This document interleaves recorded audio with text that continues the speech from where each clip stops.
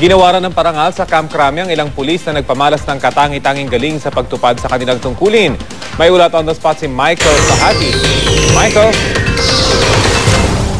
Rafi, ito nga na maikli lamang itong naging press conference ni Chief PNP Alan Purisima. Sinasabi niya kung matulin daw na magparusa sa mga tiwaling pulis ang PNP, ganun din naman daw katulin na magparangal o magbigay ng parangal sa accomplishments naman ng PNP.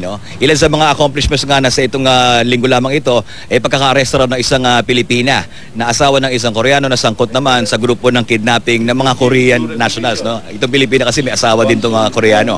Ang pagkaka-arrest rin last week daw ng isang ASG leader o Abu Sayyaf group leader at pagkaka-aresto rin ng magkapatid na sangkot naman sa pananakit at pagpatay sa isang biktima sa Batangas.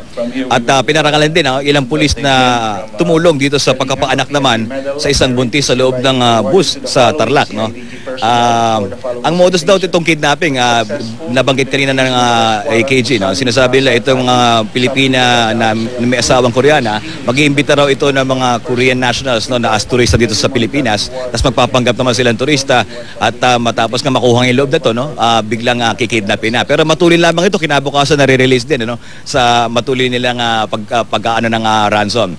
Update naman dito sa CDO na humingi ng pasensya si Chief PNP na sa media, kaugnay naman sa CDO bomb blast, dahil patuloy pa raw ang investigasyon at masusi nilang inaalam at iniimbestigahan pa ang ebidensya at anggulo ng krimeng ito. Rafi? Maraming salamat, Michael Fahatin.